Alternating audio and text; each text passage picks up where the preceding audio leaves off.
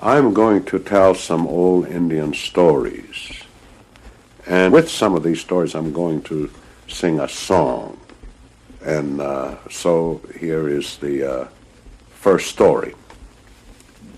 Many years ago, maybe 200, there was a band of the Dakotas, Dakota Sioux. Oh, I might say maybe 50 teepees. And they were camped somewhere. I don't know that. But it was towards spring. And suddenly they found themselves besieged by some sort of epidemic. They didn't know what it was. And consequently, they did not know what medicines to use to heal themselves. And they died. They were dying rather alarmingly. And so here was one man, very ill and very thin, skin and bones. And it was about the month of the Wipazuka, June berries. And so it was very nice. It was rather warm, a warm night. And so all around the teepees, the bottoms were tucked up to have breeze blowing through. It was almost daylight. And this man looked to his right, and there was his wife, so exhausted from taking care of him that she was even lying on a bare grass. She didn't even crawl over to her bedding. So he was lying there, and pretty soon the sun was about to break the horizon and come up. And suddenly he heard a voice, and so he looked, and there was a little tree.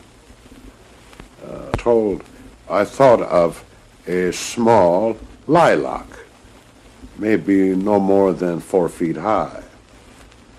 On one of the branches he saw a little warrior in yellow buckskin. Hey, chanu piki ha, manawa heshni, daya pikte. The words in English are, your grandfather, the sun, is about to rise. Sit right up, brew it up, gulp it down, and you will live without diminishing. And here that little warrior then sort of shook, and it was a meadowlark. And as he flew away, he broke a piece of that branch he was standing on, about 6 inches long, and it fell to the ground. So he continued to wait on his wife, and when she woke up, he said to her, go out there and get me that little branch from that tree laying on the ground. What do you want it for?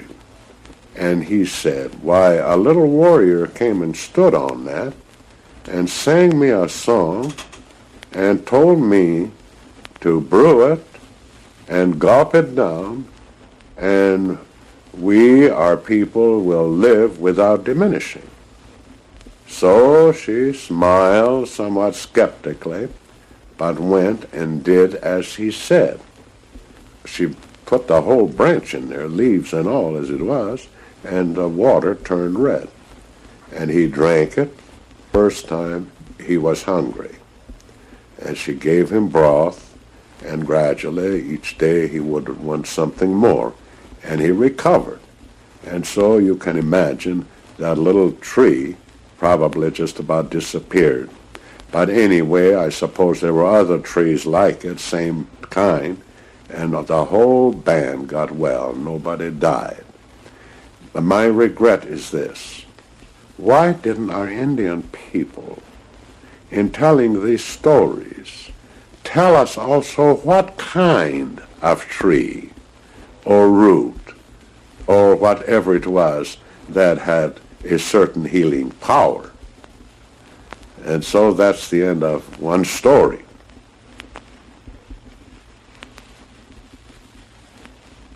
This is about a man named Redleaf. The way I heard the story was from my father in 1926. He retired and went back to the Yanktons and lived among his own community called the White Swan community. See, named after one of the fighters, you see. And so we were driving back from Lake Andes south, and we're going to turn to go down to the Missouri River bottom. And you came to a Sunrise Hill this side. Right there, he stopped, and he said, I want to tell you a story. And to our right, there was a nice, level piece of ground. We, the White Swan people, were camped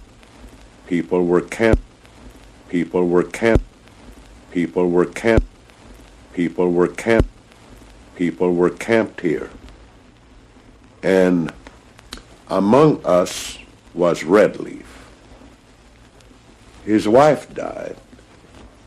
His daughter died. His granddaughter died. And so his great-granddaughter was taking care of him. He was 99 years old. His hair was hardly gray. And he had every tooth that he ever had, worn pretty near even with a gum. Tall and very slender. And he lived in a little teepee next to his granddaughter.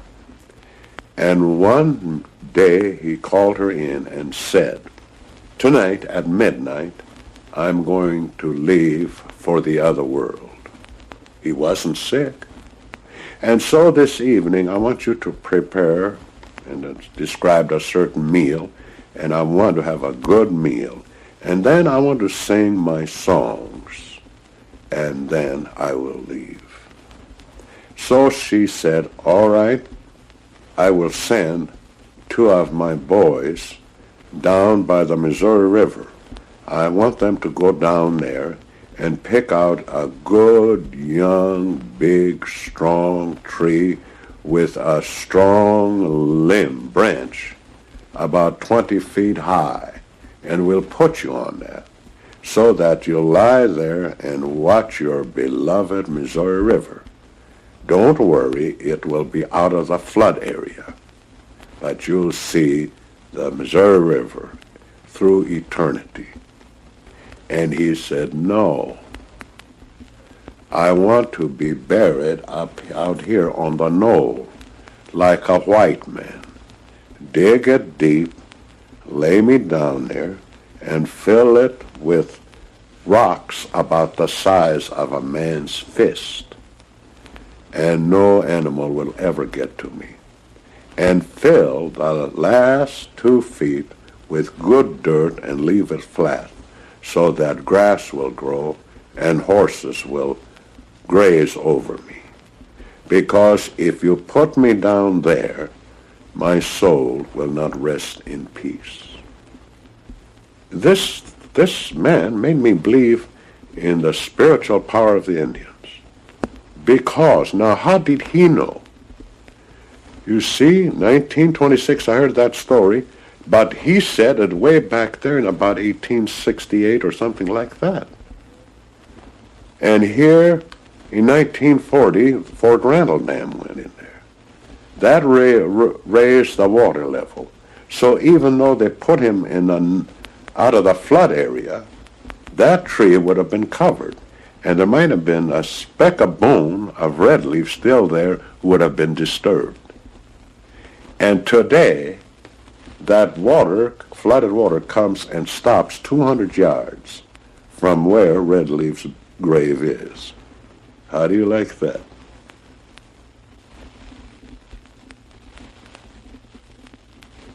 Now I'm going to sing a love song. It's not an old song. By that I mean, this is not a song of the days when our people live in their aboriginal way. This is Reservation song. Well, it was composed by my father, and I tell you how it came about. Among the Indians, an older cousin can tease a younger cousin. And so there was Joe Claymore, about 60 years old, teasing Sammy Redigold all the time, an 8-year-old. The relationship was cousin. Not necessarily blood, but you know how our people are all make relation terms. And he used to tease Sam about Joe's wife. Joe married a young woman when his wife died. Well, she was 40. And he said, "What are you doing?" He said, "You're kind of jealous of me, aren't you? You like my wife, don't you?" And like that. And you know, a kid 8-year-old takes that kind of hard. And so my father became sympathetic for Sam, and he said, "Listen, if I teach you a love song, will you sing it? That'll put Joe Claymore in his place." And so he taught him one, and Sam sang it. And the word got around, and Joe heard it, but of course he was a good sport. So here's the song.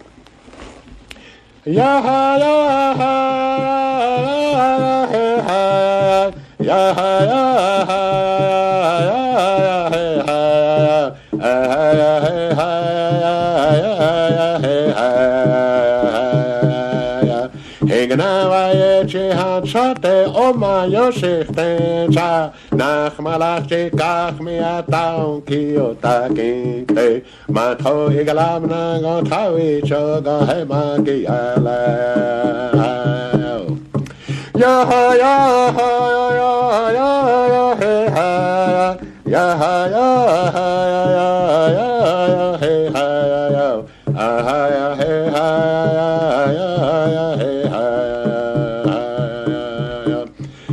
Hinganawaye hansate oma yosiftencha nachmalachi kachmia taun kiyotaki mato igalamna gontawi choga hemagiyala.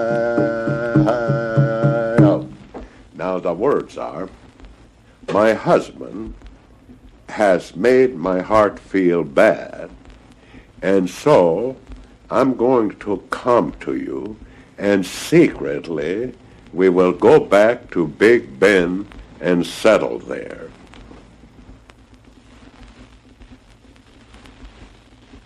You know the Yankton fighters, the top fighters I told you about, 20 of them went to fight a tribe south of where Fort Randall is now. And I suppose that means they pretty near went to the Platte River or something like that. And only 20 of them. And they fought all day long against that whole tribe. Everybody was wounded. And 7 of them were killed. Walking Crane got killed in that. Iron Whip got killed in that. Spotted Eagle got killed in that. Fearless got killed in that. There were 7, but I can't remember the names of them. I think Standing Bull got killed in that. But anyway, the Yanktons went into mourning for a whole year. And once a month, the survivors would lead the horses of those who were killed, all saddled up, and go in a procession, clear around a circle of teepees, with what you might say an MC with them. And then there was a singing group, and they'll sing in memory of each of those warriors. And now they come along and, let us say, stopped at the teepee of Walking Crane's father, you see. And here's a song, and I want you to see how appropriate it is that it is a sad song. Hi-ya!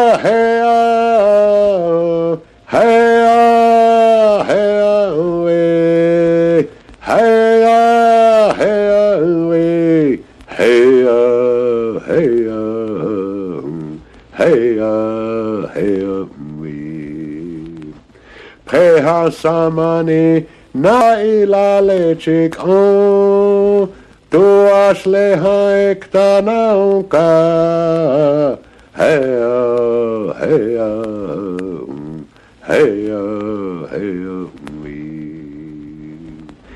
that was sung by Walking Crane's father's teepee, and his sisters, my father, came out and said, there is an old man and his wife, and they have an old horse.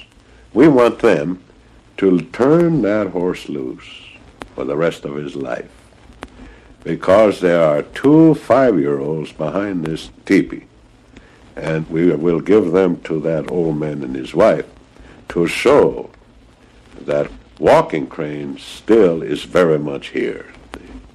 So they go on. Hey-ah, hey-ah, hey-ah, hey-ah, way. Hey-ah, hey-ah, way. Hey-ah, hey-ah, hey-ah, hey-ah, way. Ishapsite maza nakenula ilalechikon. Toash lehaikta nauka, heya, heya, heya, heya, me. And they are at the teepee of Iron Whips, the Chops and Temansa. So his father comes out and he says, there is a widow over there with about 5 children. And her teepee's old, and the children herself need clothes. Tell them to come over here, and my wife will give them everything they need to show you that Iron Whip is still here. See? So that's the way it goes, one after another. And then my father said when they got all through, then the whole Yankton nation cried, and they sang songs. That's one of them. And then there's another one somewhat like it. Joe Claymore was an uncle of mine. He and mother were blood relations, cousins really, but he called her sister, of course, according to the Indian system. And during that time that he was a widower, he often had, and he was well-to-do too, a lot of cattle and horses. From time to time, he would invite people. He had cooks, he had cowboys and all that, and invite people over. And you might say his ramrod, James Skinner, was an Indian. And he looked like a white man, though. But boy, could he talk Indian and sing Indian, you see. And so we were over there, and we were in a main dining room, and then there was a kitchen, and it's a big kitchen, and his home was separate over another building. So Joe sat there at the end, and here was a door ajar into the kitchen. And we were eating, and I heard the cowboys come in, about 6, 7 of them, and they started to wash, and you could hear the basin water being thrown out and come back in. And Jim was talking in there, and all of a sudden he started to sing in praise of Joe Claymore. And that's what I'm going to sing.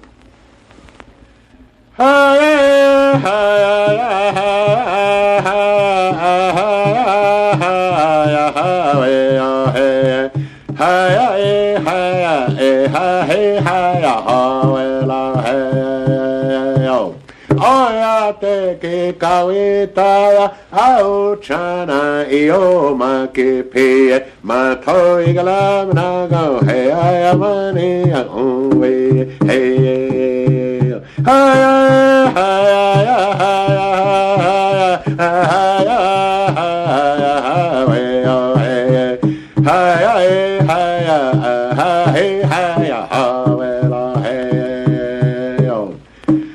Hoya teki kawitaya au chana io maki pie mato igalamana no hey ayamani hey yo. And so Joe got up and looked in the kitchen and he said, Jim. He said, yes. He said, all right, that's enough of that. When this winter, when Christmas comes, there'll be a court hanging on a Christmas tree for you. And so Jim said, didn't I tell you that's the way counterattacking bear is? You mention his name and he'll come through. Great man, counterattacking bear. You see, Mako Igalamana means counterattacking bears. Words to the song are something like this. Whenever the people are gathering together, I'm always happy. In so saying, counterattacking bear paced back and forth. Those are the words.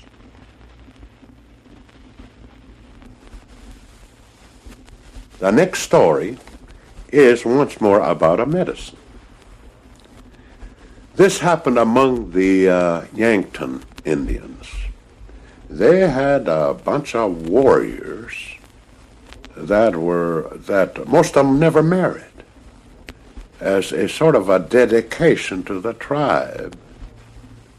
And I know the names of some of them. One, Walking Crane, Spotted Eagle, High Bull, Iron Whip. I love that name. And Swan, Little Soldier, Fearless. Well, I guess the best of them went into the Rockies after some horses. And after many days, they found this wonderful camp. I don't know what tribe it was that they went to. And they stayed there on top of a mountain, pretty well concealed, studying the movements and habits of that tribe in the care of their horses. They noticed that every evening they would bring them into the circle of teepees. However, there were gaps. And they also noticed that the horses would go and for water and pass through those gaps to a creek below. And then they would go back again. So they had it all figured out. And they went, when they were ready, at night and took quite a number of horses. And they got away. But Walking Crane just then had what we call today one of his gallstone attacks. And he just couldn't stay on the horse. And so he told the rest of them, go on. I'll get into this deep concealment of bushes, and I'll try to rest and hold this horse, and I'll try to catch up with you if the horse does not give me away. So he got inside there, but he just absolutely could not stand that pain. And so he decided, I'm going to go in there among the enemy tribe from whom I have just stolen horses, and either be killed or cured. So he came in to the circle of teepees and rode along and noticed a big teepee where the light was strong and a lot of people were standing outside. And I guess that was the council teepee. So he rode up to it, and it was dark, nobody recognized him. He got off and handed the reins to some guy standing there. So, just to act natural. So the fellow took it and held it for him, and he went inside. And, of course, Indians, they greeted him and gave him the place of honor. And they looked at him, and he was a total stranger. They asked him all kinds of questions, but he used a sign language. Isn't that wonderful, that sign language? And finally, they made the sign that there was a woman who could speak Dakota. So by and by they brought her in. And he told his story to her and told them that he was there either to be killed or to be cured. Either way, he wanted relief from his tremendous suffering. And so she told it back there, and they talked away in another language for about half hour or so. And finally, the answer came. One of the men spoke in short sentences, and the Dakota woman translated into Dakota, and first asked him. The first was, "And so you are one of those men who came and stole our horses?" And he said, "Yes." And, well, we have decided to heal you, to cure you, because it's the way of our people that we take horses from each other back and forth. And so when a man is sick, it's an entirely different thing. However, we'll make one request of you. You took the horses, that's fine, keep them. But would you please return some twins there, gray twins? We want them back because they were our chief buffalo hunters, and we've got to have them. So he told them and said, "Yes, I'll gladly see to it that they will be returned." So he said, "All right, the medicine man is here now, and he will attend to you." And it was interesting. You know how they grated their, kind of rub it. We got regular graters now. They used a flint. Here this man sat there with a little dish, and he was grating this root. And then they brewed it, cooled it off. Now drink that down. It worked in half hour. And he went and passed the stones. Today we have to operate. And he was never troubled from it after that. And unfortunately, there's no song to this. But the rest of the story is interesting. They sent 10 warriors to accompany him back to the Yanktons. And when they got there, this is strange. The Yanktons were so pleased to have Walking Crane meet with such courtesy and kindness that they amassed about as many number of horses as they stolen from those men and sent the 10 warriors back, including the Grays. So that's the end of that story.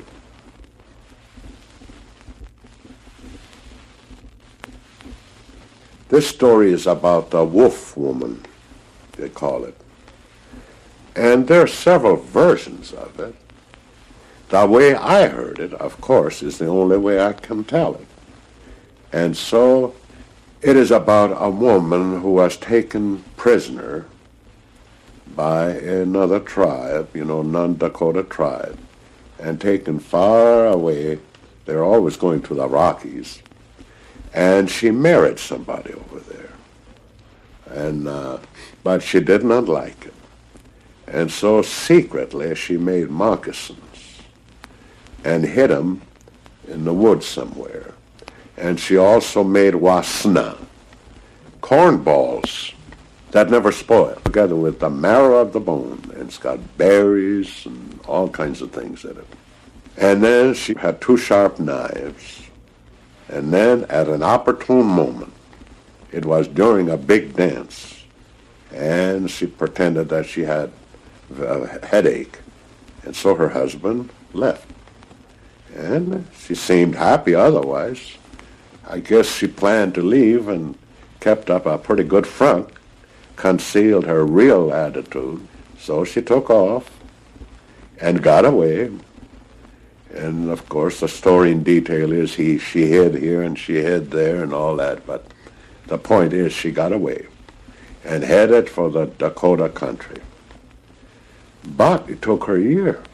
And she finally, it was spring, and she ran out of all her cornballs, and she was hungry. She had been eating roots and things, and it was a nice warm day, but a big thunderstorm was coming, and looked like a heavy rain. And she looked to her right, and there was a big butte. And she noticed that down the side of that big butte, there were kind of slate stones, slabs of it sticking out of the ground on the hillside. So she thought, if I go up there and pick out one of them that would shelter me considerably, I might not get too wet. So she went and found a good one. It stuck out quite a ways. So she sat down leaning against the back of it because the stone was kind of up and down, perpendicular. And she sat there, and pretty soon she felt a warm air here. It was raining, and it was cool. Warm air right by her neck. So she turned around, and there was a hole about, the diameter of it, about, 16 inches or 18 inches. And so she thought, I'm kind of chilly. I think I'll crawl in there. She got in there, and it was roomy, so she went to sleep. And she woke up the next morning, and if you stay in a dark place long, you can see. So she could see clearly. And there was a family of wolves looking at her across the way. And there were little puppies. There's able to, just at the playing stage, about 5 or 6 of them. And one of them started to come over towards a woman, and the mother wolf pawed the puppy, and the poor little puppy up and went back, and they all sat there kind of looking sad. But the 2 grown-up wolves looked very apprehensive. They sat there watching her. Of course, you can tell the countenance of a dog, and so you can tell the countenance of a wolf. And pretty soon they kind of whined, and the male went out, and he was gone. But she talked to them. Oh, I don't know why you didn't kill me. I want to thank you. You are very kind people. Notice the word people. You're very kind people. I thank you. And so she sat there. She looked, and after a while, the mother wolf was so sleepy, I guess, she slipped down and was fast asleep. And the puppies came over, and they were wrestling by her feet there, and one of them got on her lap, so she kept petting it, and he went to sleep on her lap. So she kept petting it like that, and these other puppies were growling and wrestling. So after a while she looked, and there she had awakened the mother wolf. But she didn't rise up again, just lying there, resting her face on her paws. She looked very pleasant. And so she made friends. And when the father wolf came back, she told him. He also was no longer apprehensive. And after a while they talked to her. And she understood what they meant. They wanted her to babysit. And they'd go. So whenever it was a nice day, she herself would come out and let the puppies play on the hillside. And she'd kind of herd them, run after them, and drive them back, or scolded them. And they responded. So she lived with those wolves all that spring and all summer. And but I'm getting a little ahead of my story. A few days after she got there, she went out looking for something to eat. Must have. I never mentioned. Must have known that she was hungry. So they were both gone again, and she was in the cave with the puppies. And pretty soon, one of them came in and whined and went out, and the puppies followed her. And when the puppies got out there, they got a spanking. And she I wonder what they're spanking them for. And finally, again, the wolf came in and whined and went out. So, Oh, they want me out there. So she went outside, and here they had killed a deer and drug it back. And they were all sitting away, and that's why the puppies got spanked. I suppose they ran out and started to grab the deer, and they said, maybe our guests first. So they probably got whacked. So they were all in a row sitting there, so sad looking. So she's got her knife out and got what she wanted. And it was a hot day, so she put it on a stone over there. And the minute she got away, well, then the wolves and the puppies and everything, they just tore right into it and had a big feast. See? And so they regularly would go hunting for her. And then in the fall, it was a wonderful day, and the puppies were getting pretty big, you know. And they were playing, and she'd call them. They were going long distances away, so she'd call them, and they'd come back. And here the two wolves were coming. She could see them in the distance, running. And when they got back, they told her. How, I don't know. They understood her, and she understood them. And they said to her, tomorrow, when the sun is right overhead, your people are going to come down that hill, up to that great big hill. And so we're leaving. He got hit, he said, meaning the father wolf. So she went over and looked, and there was an arrow through his neck. So the flint powder sticking out over here. So she cut it off and slowly took it off and knew that there was some medicine that she could put in there. So she chewed it up. But incidentally, she had a little penicillin with it, didn't she, when she chewed that up for that wolf, and wrapped it up, and they went. So when they ran, why, she cried. Those poor little puppies were so fat, with big bellies, that they couldn't run straight. They had to gallop sideways. And so before they left, however, she told them, a year from now, at this time, I am going to have my relatives kill a lot of buffalo meat and put it out here, down by that creek. And you come. I'm going to call you. You come and eat it. So they said, all right. So they left. So the next day she spent must have been lonesome. That one night all alone in the cave. Next day she came out, sat there. Sure enough, pretty soon there was a horseback rider on the top of the hill. He stood there and stood there and stood there for a long time. And then he galloped down and he examined the creek back and forth. And then he went on and got up on a hill, and she looked at another one. But he didn't waste much time. When that one went out of sight, he galloped, but he also went through each of them did that. And then up on there, 3 of them, after they went by, why, 4 columns of her people came down that hill, about each column about 200 yards away from the next one. And they camped all along that creek, way over. Must have been assembling of the people or something of that tribe. I just really don't know what tribe she was. Whether it's the Pine Ridge people or the Lower Brule or who. But anyway, they camped there. And pretty soon a man brought horses near where she was sitting. And he hobbled him. And he saw her. So he went back, and they came after her ceremoniously. That is, they made kind of a stretcher. Not that she was sick. She didn't lie down. Carried by 4 horses, you see. She sat in the center. They took her in. And she told her story. And so, a year later, she asked that there'll be 3 witnesses, very reliable persons, to hide up on a hill. All the rest of them must be far away. Her cousins, her brothers, her brother-in-laws, her fathers